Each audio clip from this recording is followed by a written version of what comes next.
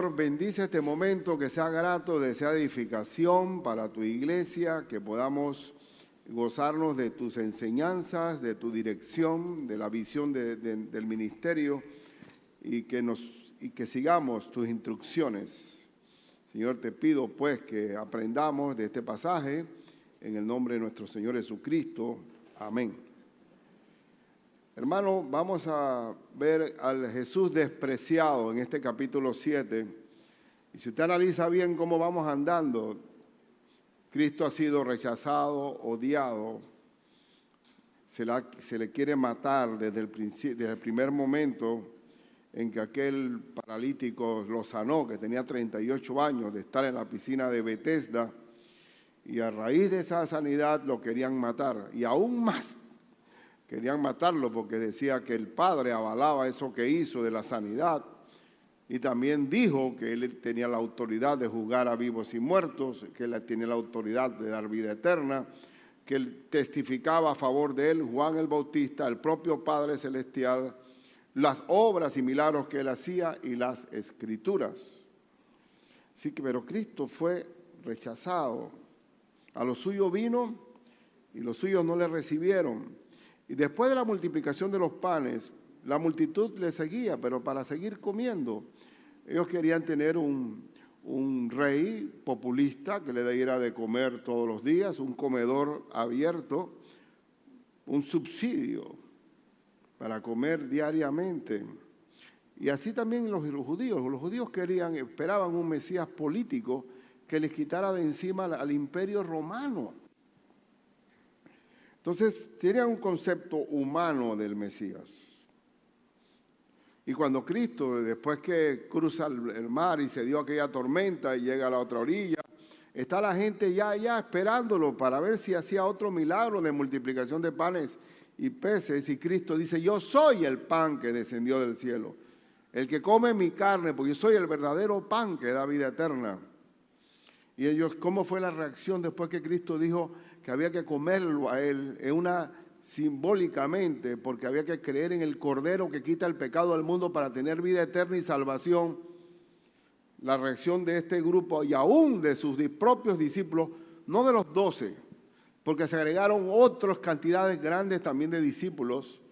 ¿Y cuál fue la reacción cuando Cristo dijo esto? En el verso 60 del capítulo 6, versículos 60 a 63 y luego 66 al 69, al oírlas, muchos de sus discípulos dijeron: dura es esta palabra, ¿quién la puede oír? No podían entender que el Cordero, que el Mesías prometido tenía que morir sacrificado para satisfacer la demanda de justicia del Padre Celestial. Y dice: sabiendo Jesús en sí mismo que sus discípulos murmuraban, los propios discípulos, de esto les dijo: ¿esto os ofende? Pues ¿qué si viereis al Hijo del Hombre subir a donde estaba primero? ¿Y qué tal si yo una vez no solamente muero, sino resucito y vuelvo al cielo? ¿Los creen? ¿Les ofende también? El Espíritu es el que da vida. Cristo vino a dar vida, no a un plato de frijoles, no a un taco. Cristo vino a dar vida eterna. Y dice: la carne para nada aprovecha. Todo en esta tierra es temporal, no tiene efectos eternos. Las palabras que yo os he hablado son espíritu y son vida. Dice que no solo de pan vive el hombre, sino de toda palabra que sale de la boca de Dios. Y dice: desde entonces muchos de sus discípulos volvieron atrás, desertaron, como muchos creyentes hoy también han desertado durante la pandemia. Horrible tiempo de pandemia, está como fallando el micrófono. Horrible ese tiempo de pandemia, que hablándole uno a una cámara, ¿cuántos estaban? Algunos oyendo, otros ya iban vestidos, después estaban en la cama oyendo, después se apagó la cámara y después desapareció el oyente. Eso pasó, muchos quedaron tibios durante esa época, una deserción tremenda. Y así estaban ellos que desertaron de las filas del Señor, volvieron atrás, se llama apostasía, volver atrás, a la espalda del Señor, y ya no andaban con Él. Dijo entonces Jesús a los 12, ¿queréis ahora a los 12? Ya se fueron una multitud. Ahora a los 12, ¿queréis acaso iros también vosotros? ¿Ustedes que han sido enseñados por mí? Le respondió Pedro, gloria a Dios por Pedro, Señor, ¿a quién iremos? Tú tienes palabra de vida eterna y nosotros hemos creído y conocemos que tú eres el Cristo, el Hijo del Dios viviente. Ahí volvió el círculo a mantenerse fiel. Y nosotros podemos desertar. Hay muchos que han desertado de las filas del Señor. Muchos. Es la iglesia de la Odisea. Entonces vamos a ver al Cristo despreciado, al nuestro Señor despreciado. Y todavía sigue el desprecio, ya hasta la muerte en la cruz. Cristo hizo todos los milagros para atestiguar con sus obras milagrosas que Él era el Mesías prometido. No existe nadie en la historia de la humanidad que haya hecho los milagros que Cristo hizo. No existe, ni remotamente. Y aún así no creyeron en Él. Ahora vamos a seguir el desprecio. En este capítulo 7 vamos a ver el desprecio, porque también tenemos que entender que ese Cristo despreciado es hoy despreciado también. Hoy se dice que Cristo es antiderechos humanos, que Cristo va contra lo que nosotros llamamos pecado, ellos le llaman derechos humanos. Cristo es despreciado. Y si nosotros somos seguidores de Él, también seremos despreciados. En primer lugar, vamos a ver despreciado por sus propios hermanos.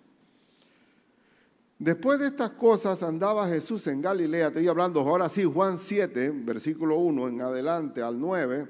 Después de estas cosas andaba Jesús en Galilea, pues no quería andar en Judea, porque los judíos procuraban ¿qué?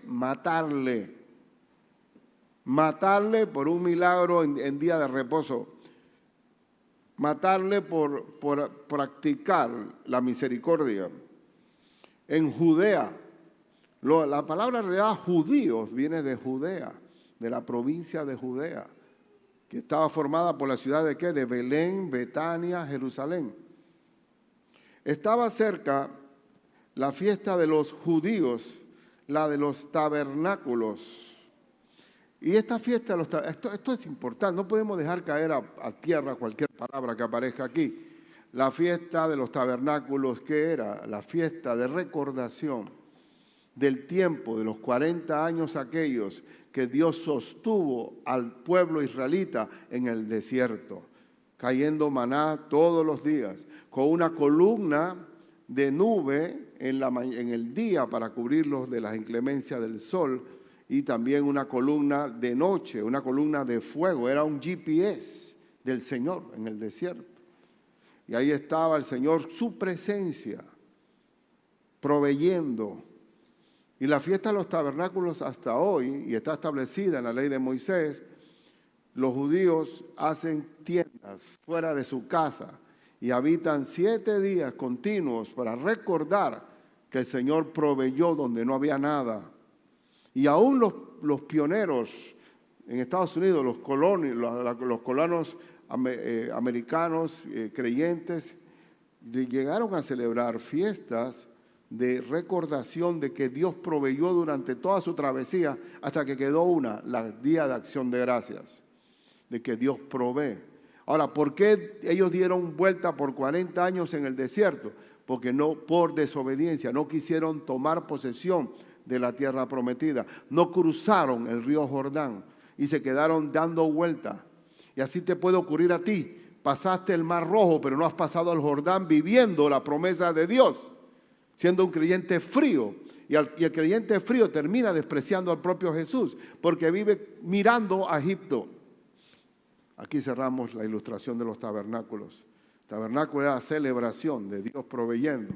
Sería hasta bonito, ¿verdad? Una fiesta de tabernáculos, nosotros en el campamento, todo el mundo durmiendo en tienda de campaña o en ranchos. Pero todo Dios es un pedagogo, Él enseña a través de las fiestas. Y mire el tono de los hermanos. Y le dijeron sus hermanos, sal de aquí. Pero hay que ponerle cinismo, ironía a estas palabras. Los hermanos de Cristo. ¿Cristo tuvo hermanos? A ver. Es que han dicho por ahí por siglos que no tuvo hermanos. Y que María fue virgen siempre. Y que hasta pecado tener relaciones íntimas. O es pecado traer hijos. ¿Tuvo hermanos Cristo? Oye, si la Biblia tiene hasta los nombres de los hermanos. Vamos a ver un momentito.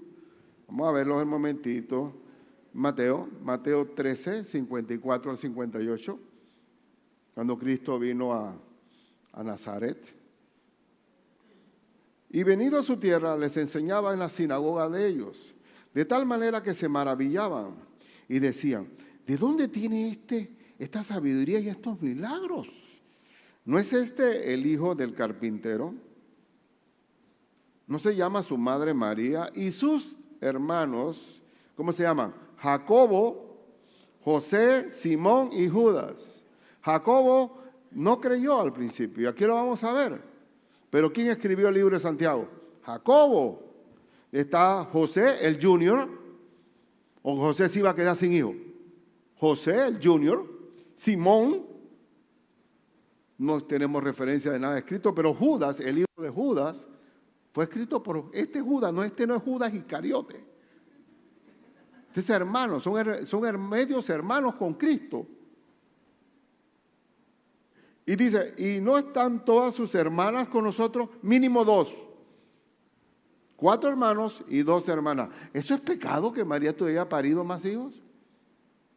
Porque se ha elevado la virginidad como si fuera que, oye, mejor mantenerse así. Cuando Raquel decía, dame un hijo o muero. Bien.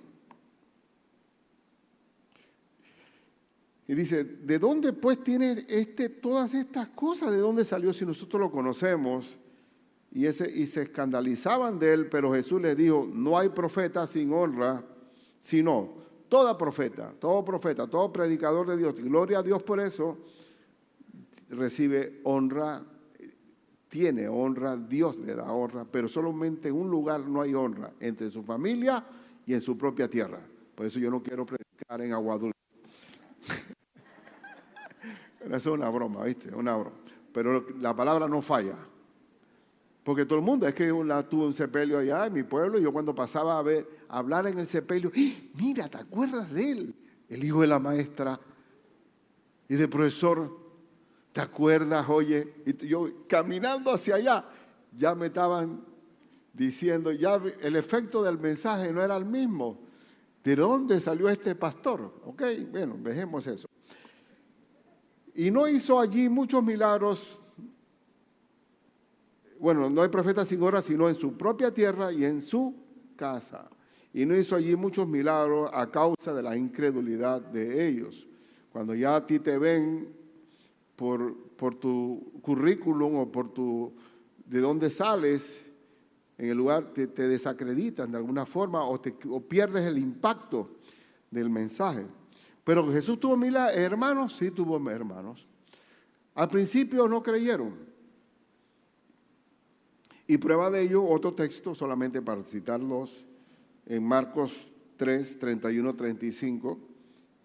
Vienen después sus hermanos y su madre, y quedándose afuera enviaron a llamarle. No estaban dentro de la multitud que estaba escuchando las enseñanzas del Señor. Estaban fuera. Mándenos a llamar a Jesús. Y la gente que estaba sentada alrededor de él le dijo, tu madre y tus hermanos están afuera y te buscan. Él les respondió diciendo, ¿quién es mi madre y mis hermanos? Y mirando a los que estaban sentados alrededor de él, dijo, he aquí mi madre y mis hermanos.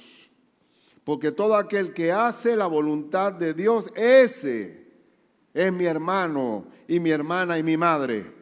¿Quién es pariente de Cristo cercano, hermano o hermana? Los que hacen su voluntad. Y el Señor, ahí en el Sermón del Monte, dice, ¿por qué me llamáis Señor, Señor, y no hacen lo que yo les mando? No hacéis mi voluntad. La familiaridad con Cristo tiene que ver con obediencia. Ustedes son mis amigos si hacen lo que yo les mando.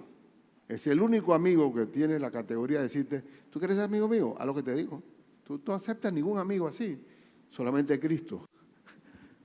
Pero volviendo entonces, estos hermanos, que son hermanos medio hermanos, no creían en él. Vamos a volver al texto donde estábamos. Dice que estaba cerca, y le dijeron sus hermanos, sal de aquí y vete a Judea para que también tus discípulos vean las obras que hacen. Mercadéate, promuévete. Vete a Judea, donde está la capital, porque ninguno que procura darse a conocer hace algo en secreto. Si estas cosas hacen, manifiéstate al mundo. Ellos creían, no creían. Y aquí lo dice, porque ni aún sus hermanos creían en él. ¿Usted se siente mal si sus hermanos no creen en usted? No se preocupe, mira a Cristo. Mira a Cristo. Los enemigos del hombre serán los de su propia casa. Hay que orar por nuestros familiares, porque a su tiempo aprenderán. Inclusive va a haber hermanos, hijos de hermanos en la iglesia que están así aburridos, lagañosos, adormitados, no creen en Cristo todavía, pero hay que soportarlos, porque llegará un momento que tienen que tener un encuentro personal con el Señor legítimo. Ellos pueden ser fariseítos que van por obligación a la iglesia. Tranquilo, que tendrán su tiempo. Tendrán su tiempo. No vamos a estar a base de legalismo trayéndolo a la iglesia. Entonces Jesús le dijo, mi tiempo aún no ha llegado, mas vuestro tiempo siempre está presto. Es decir, ellos podían moverse como les daba la gana, pero Cristo tenía un ministerio en que en el tiempo de Dios tenía que morir.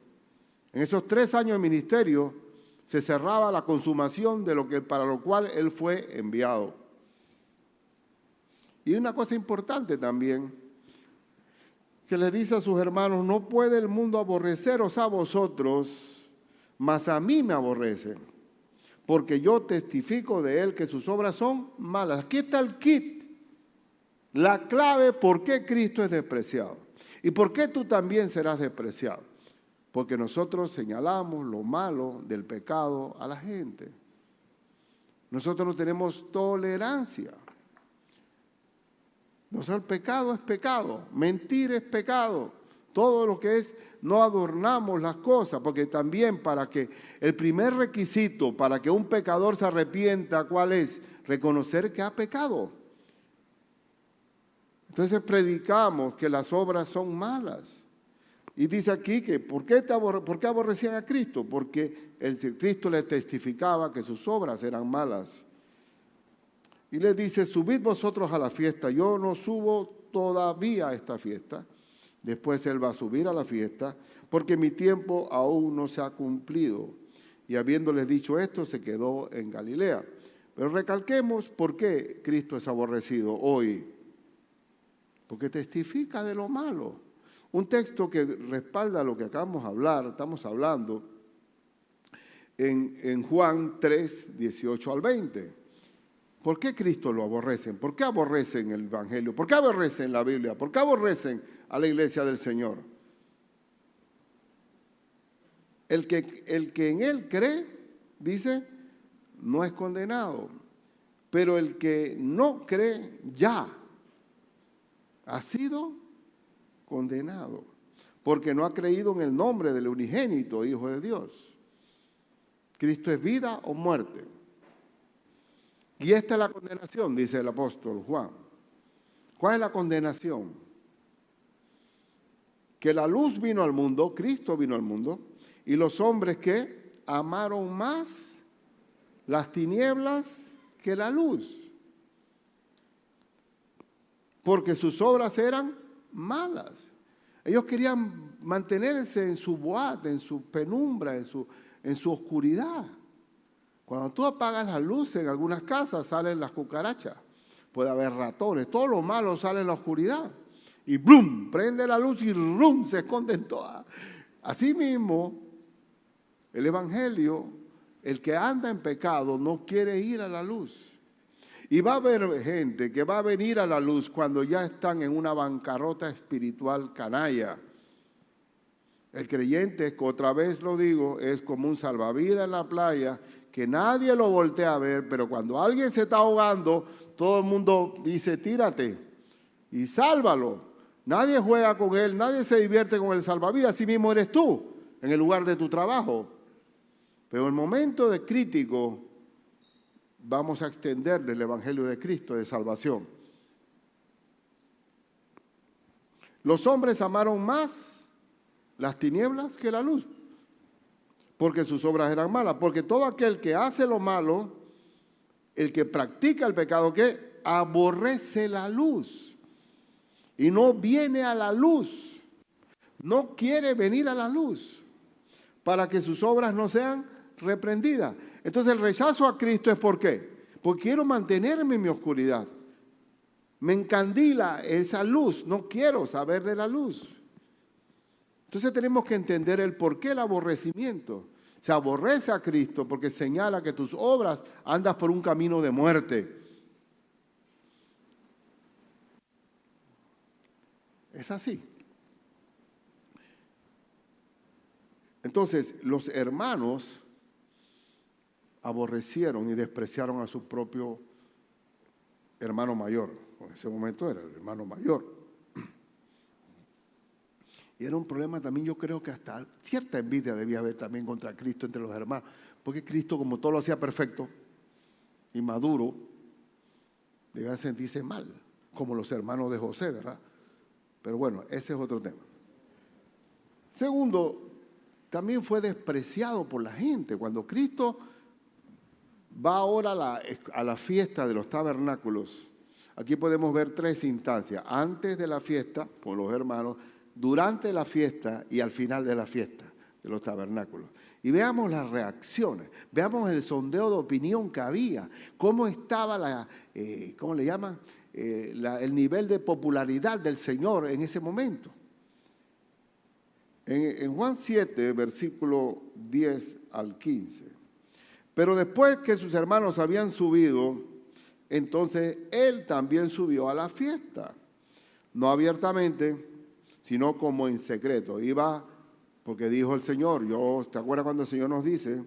Yo os envío como ovejas en medio de lobos. Sed por tanto prudentes como serpientes y sencillos como palomas.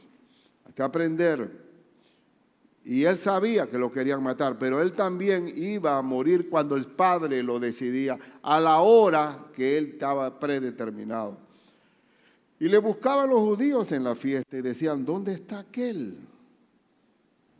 Había una red de espionaje buscando al Señor. Y había gran murmullo acerca de él entre la multitud. ¿Qué es murmullo? Habla bajito. No murmuración, murmullo. ¿Diferente o no? El murmullo es bajito. ¿Por qué había ese murmullo? Dice. ¿Cuál era el murmullo? Pues unos decían, es bueno. Pero otros decían, no, sino que engaña al pueblo. Los dos están equivocados. Las dos opiniones públicas, porque Cristo, no, que Él es buena gente, tú sabes, Él es buena gente. No, Cristo no es bueno, Dios que es el Hijo de Dios. Que por medio de Él tengo vida eterna. Es el que se sacrifica por mí. Esto es bueno. ¿Quién es bueno? ¿Quién es bueno? Nadie es bueno, solo Dios. Como le dijo el Señor al joven rico. ¿Ah? Maestro bueno, bueno Dios. ¿Por qué? Él era el mismísimo Hijo de Dios.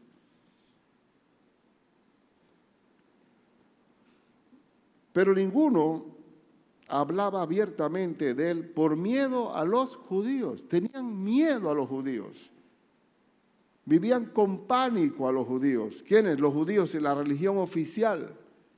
había una red de espionaje. ¿Qué estás hablando?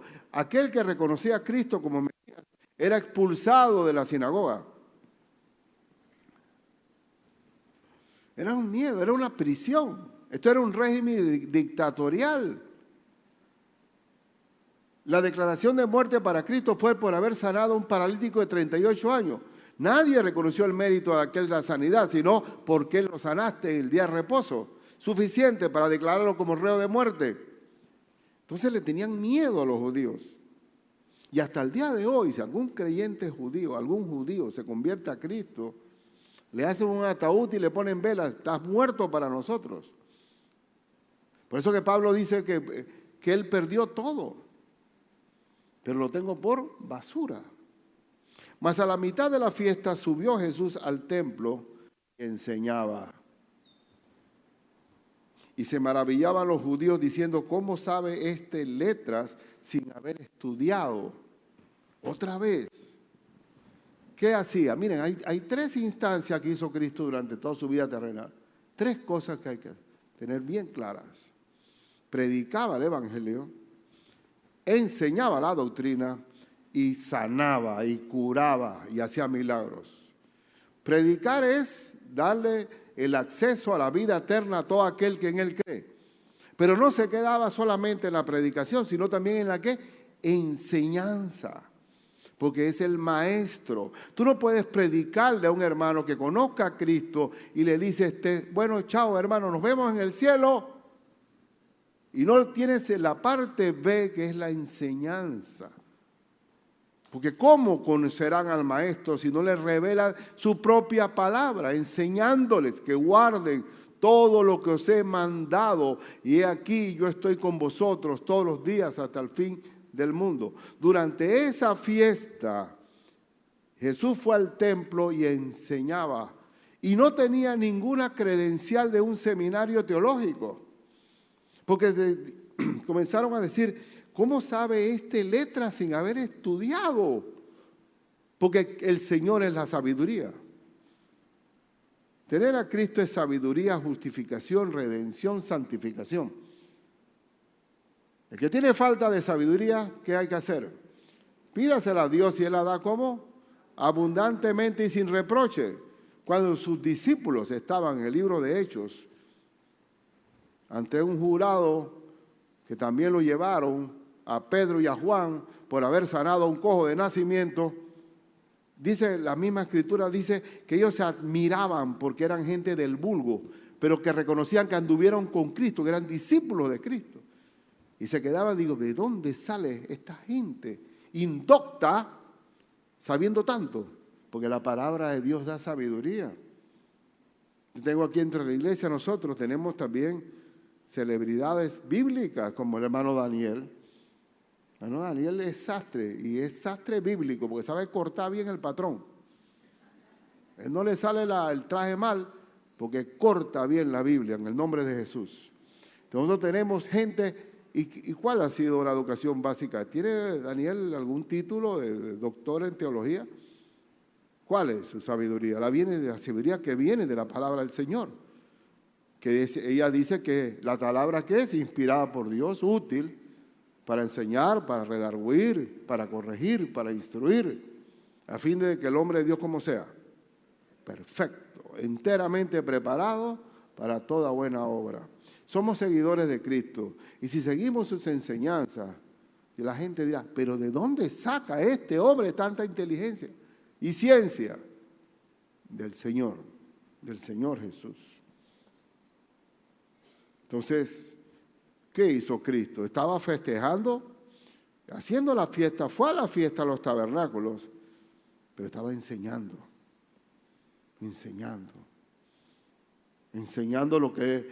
porque Él es el maestro y el Señor. Enseña como maestro y como Señor pide obediencia a lo que enseñó. Pero si la gente no sabe qué tiene que obedecer, mi pueblo perece por falta de conocimiento. Entonces ese miedo de los judíos, que la gente hacía murmullo, yo no sé qué hace aquí. Mira que no lo encuentra y está enseñando. Cuidado. Miedo, pánico, un régimen de terror. En Juan 9, aquí está también por qué le tenían miedo a los judíos. Cuando veamos Juan 9, la sanidad del ciego, pero los judíos no creían que él había sido ciego. ¿Se acuerdan cuando Cristo sana al ciego de nacimiento? Ellos comenzaron a hacer una investigación para ver si el milagro era verdad o no, y que había recibido la vista, hasta que llamaron a los padres del que había recibido la vista y le preguntaron diciendo: ¿es este vuestro hijo el que vosotros decís que nació ciego? ¿Cómo pues ve ahora? Sus padres respondieron y les dijeron: sabemos que este es nuestro hijo y que nació ciego, pero cómo ve ahora no lo sabemos. O quién le haya abierto los ojos, nosotros tampoco lo sabemos. Edad tiene, preguntadle a él. Él hablará por sí mismo. Esto dijeron sus padres. ¿Por qué? Porque tenían miedo de los judíos, por cuanto los judíos ya habían acordado que si alguno confesase que Jesús era el Mesías, ¿fuera qué? Expulsado de la sinagoga. Por eso dijeron sus padres: edad tiene, preguntadle a él. Y cuando interrogaron al ex ciego, ¿cómo terminó el ex ciego? Expulsado de la sinagoga. Entonces tenían miedo de ser excomulgado. Entonces aquí se ve, ¿no?, el miedo a los judíos. Y vamos al tercer punto, el desprecio de la gente. Y el desprecio fue tan grande que le llegaron a decir endemoniado a Cristo. ¿Se acuerdan cuando Cristo también sacaba los demonios? Ellos dijeron: Él saca los demonios en el nombre de Belcebú. Es decir, Belcebú echa fuera sus propios demonios. Y el Señor dice: ¿cómo un reino dividido puede prevalecer? ¿Cómo ir Satanás contra Satanás? Pero le llegaron a decir hijo de Belcebú. Y que el Señor advierte: cualquier ofensa contra el Espíritu Santo, alguna ofensa será perdonada, pero una ofensa contra el Espíritu Santo no será perdonada. ¿Cuál era la ofensa? Decirle a Cristo hijo de Belcebú. Y vamos a leer el texto en Juan 7, 17, del 21 en adelante. El que quiera hacer la voluntad de Dios conocerá si la doctrina es de Dios o si yo hablo por mi propia cuenta. El que habla por su propia cuenta, su propia gloria busca. Pero el que busca la gloria del que le envió, este es verdadero y no hay en él injusticia. Cristo predicó, enseñó la palabra del Padre Celestial enviada por él, y él fue cónsono. Él enseñó lo que tenía que enseñar. Dice: yo no hablo por mi propia cuenta, yo no estoy haciendo algo por mí mismo. El que habla por su propia cuenta busca su propia vanagloria. Por eso que cuando se enseña algo fuera de la palabra se llama secta. Porque la persona que inventó la secta busca su propia gloria. Pero como pastor también yo debo adaptarme y solamente predicar lo que el Señor enseña. Porque de lo contrario busco mi propia gloria. Mi autoridad reside en hablar y exponer lo que el Señor expone.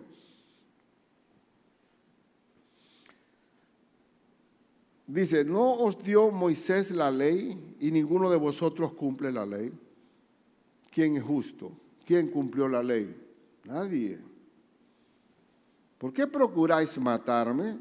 Respondió la multitud y dijo: demonio tiene. Le dijeron endemoniado. ¿Quién procura matarte?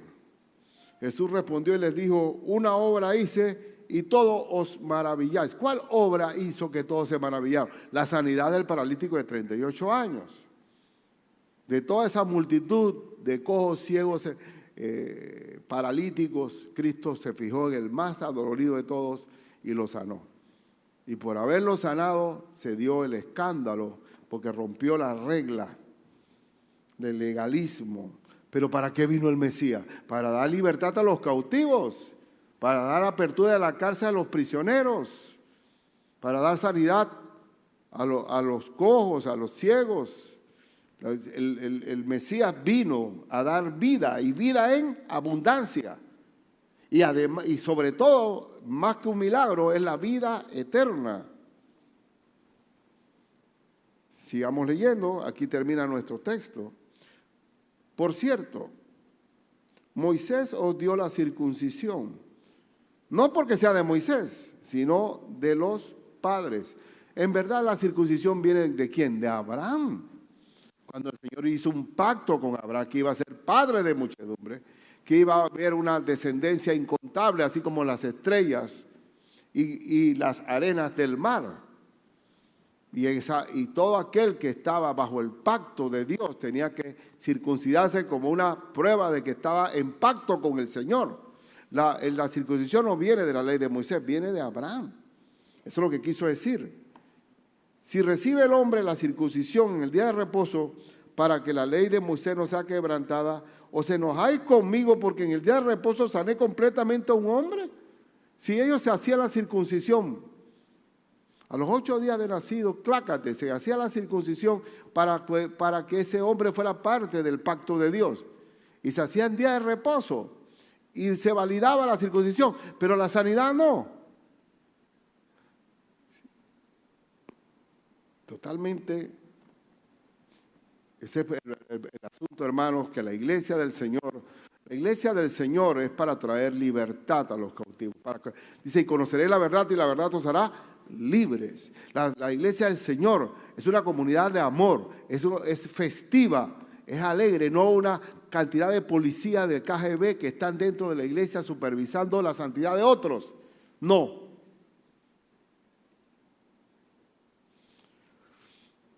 No juzguéis según las apariencias, sino juzgad con justo juicio. Ellos no tenían un discernimiento espiritual del asunto. Pero Cristo dijo, el que hace mi voluntad comprueba por sí mismo y dentro de sí mismo que mi palabra viene de Dios. Dígame si no es así. Cada uno de nosotros cuando obedece al Señor, Dios está ahí con nosotros y confirma la autoridad de su palabra. Y yo me gusta leer este texto porque cuando Cristo dice, ustedes si hacen lo que yo les digo, van a comprobar que yo digo que yo no soy un predicador por mi propia cuenta. Mateo 7, 24, 27, cualquiera pues que me oye estas palabras y las hace. ¿Dónde está la parte fuerte? ¿En qué? ¿En oír o en hacer? En hacer. Si te entra por un oído y te sale por el otro y no haces lo que Dios ordena, te engañas a ti mismo. Le compararé a un hombre prudente que edificó su casa sobre la roca. La vida de fe es hacer lo que Dios ordena. Si yo cuando estoy en la roca de la obediencia al Señor, pueden venir circunstancias muy duras. Descendió lluvia y vinieron ríos y soplaron vientos y golpearon contra aquella casa y no cayó porque estaba fundada sobre la roca. ¿Tú quieres comprobar que Dios dice la verdad? Bueno, ahí está. Obedece lo que Él dice y vas a ver que tu casa sobre la roca no va a ser remecida nunca. Pero cualquiera que me oye estas palabras, si no las hace, le compararé a un hombre insensato que edificó su casa sobre la arena. Y descendió lluvia y vinieron ríos y soplaron vientos y dieron con ímpetu contra aquella casa y cayó y fue grande su ruina. Entonces, hacer la voluntad de Dios no es conocerla, es hacerla. Es conocerla y hacerla. Bueno, termino como aplicación porque tenemos cena del Señor. Hermano, si tú desprecias a Cristo como los hermanos incrédulos de Jesús, cuando profesas ser hijo de Dios, somos hijos de Dios y hemos creído en Él y nacemos de nuevo y Dios nos dio el honor de ser hijos de Dios. Pero si no haces la voluntad de Él, no eres buen hijo. Gracias a Dios que los hermanos de Cristo se consagraron posteriormente, pero posiblemente hay hermanos que dicen que van a la iglesia, pero no son de Cristo. Porque seguir a Cristo es obedecer lo que Él dice. También podemos aprender aquí que el sondeo de opinión que tiene Cristo actualmente es atacado como Cristo, como antiderechos humanos. Todo lo que la gente habla de derechos humanos es un pecado abierto contra el Señor.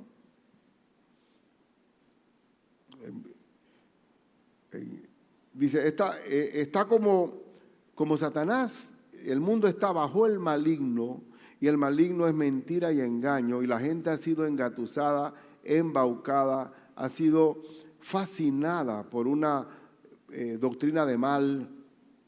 Entonces, nosotros que vamos en sentido contrario, vamos a ser aborrecidos igual que a Cristo.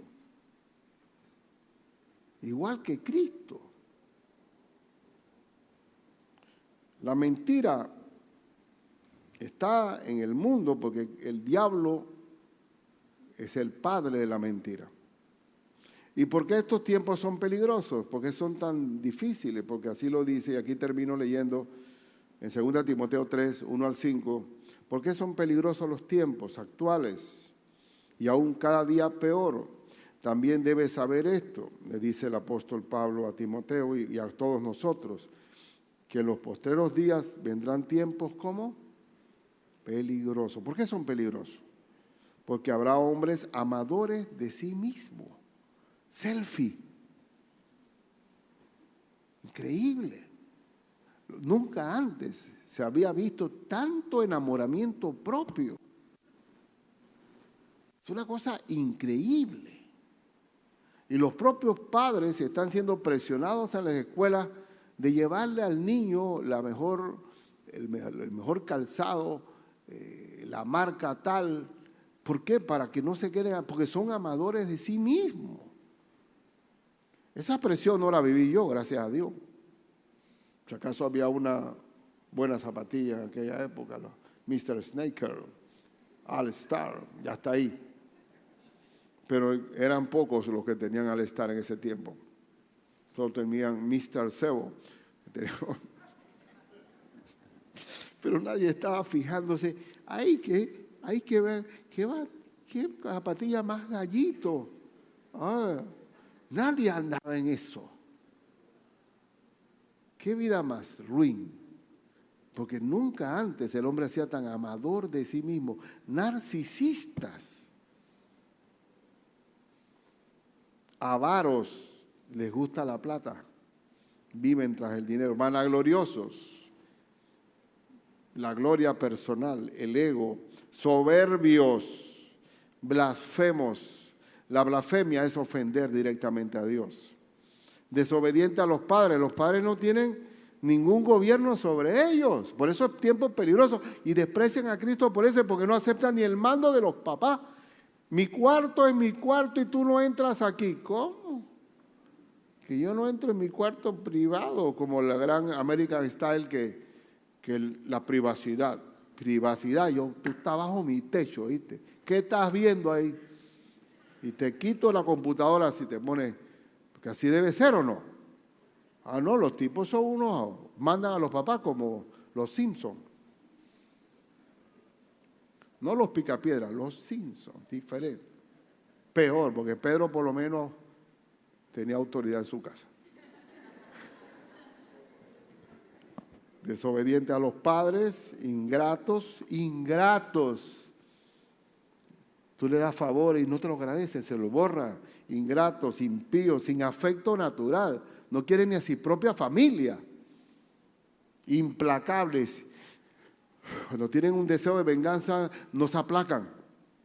Calumniadores. Difaman a su prójimo. Intemperantes, viven de juergas y de parrandas. Crueles. Aborrecedores de lo bueno. Traidores. Impetuosos, infatuados. Ya no puedo, ya. Es increíble. Aquí está el infatuado, fatuo. Una figurita. Un vellón.